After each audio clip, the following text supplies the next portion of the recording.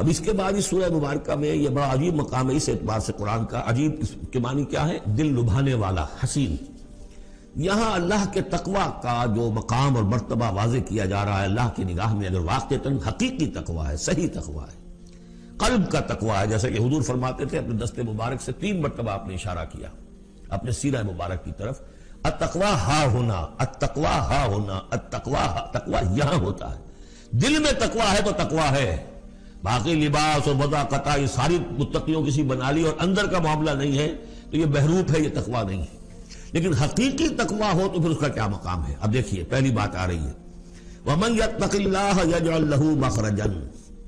جو شخص اللہ کا تقوی اختیار کرے گا اللہ اس کے لیے راستہ پیدا کر دے گا. جہاں بالکل نظر نہیں آئے گا کہ کوئی راستہ، اللہ راستہ پیدا کر دے گا. بالکل نظر نہیں آ رہا تھا موسیٰ کے ساتھیوں کو کہ اب کیسے بچیں گے، پیچھے لشکر آگے، آگے سمندر ہے، اللہ نے راستہ پیدا کیا. خود حضرت ابو بکر کا جو حال ہو گیا تھا کہ حضور اگر انہوں نے ذرا بھی دیکھ لیا، نیچے اپنے قدموں کی طرف بھی نگاہ ڈالی تو ہم نظر آ جائیں گے. آپ نے فرمایا لا تحزن ان اللہ معنا، راستہ نکالتا اللہ. پھر حضور گئے طائف، لیکن وہاں سے خالی ہاتھ آئے. مدینے میں اللہ نے خود ہی کھڑکی کھول دی، 6 آدمی ایمان لے آئے. آپ گئے ہی نہیں اور وہاں انقلاب بھی آ گیا. عظیم. اس اعتبار سے اللہ مخرج پیدا کرتا ہے. تم صحیح طریقے پر چلتے رہو، تقوی اختیار کرو، صحیح راستے پر جد و جہد کرو. یہ کام اللہ پر چھوڑو. کب اسے منظور ہے اس کا کامیاب ہونا؟ جب ہوگا وہ راستہ ایسا کھولنے کا کہ تمہیں گمان بھی نہیں ہوگا. وَيَرْزُقْهُ مِنْ حَيْثُ لَا يَحْتَسِبُ، اور اسے رزق دے گا وہاں سے جہاں سے اسے گمان بھی نہیں ہوگا. اقامت دین کی جد و جہد ہو، غلبہ دین کی جد و جہد ہو، اپنے آپ کو اِنَّ صَلَاتِي وَنُسُكِي وَمَحْيَايَ وَمَمَاتِي اس کا فیصلہ کرنا ہو تو سب سے بڑی رکاوٹ آتی، کھائیں گے کیا؟ تو اللہ تو کہتا ہے راضی میں ہوں. ہے ایمان اور یقین اس پر؟ کر کے دیکھو تو صحیح، اس پر اعتماد تو کرو. لیکن یہ کہ اس پر اعتماد کرنا، توکل، بڑی مشکل بات ہے.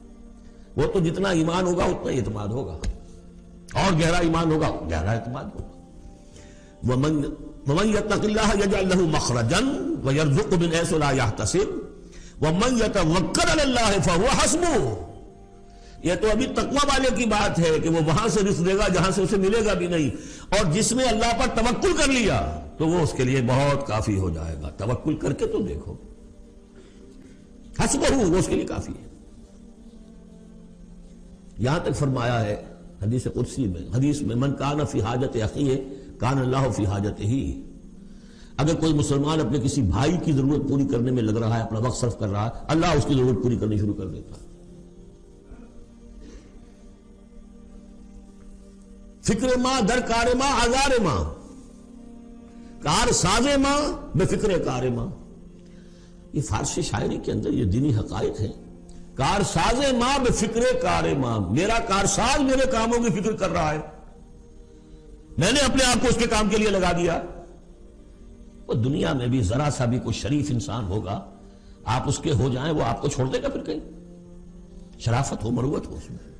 آپ اللہ کے بن کر تو دیکھیے، پھر وہ کارساز ہے. کارساز ماں بے فکر کار ماں، فکر ماں در کار ماں آزار ماں. جب میں اپنے معاملات کی فکر خود کرتا ہوں، کوئی نہ کوئی ٹھوکر کھاتا ہوں، کوئی نہ کوئی غلطی کرتا ہوں، آزار اپنے سر کے اوپر پیدا کر لیتا ہوں. اپنے آپ کو حوالے کرو. اس کا نام ہے تفویض الامر الی اللہ. افوض امری الی اللہ ان اللہ بصیر بالعباد.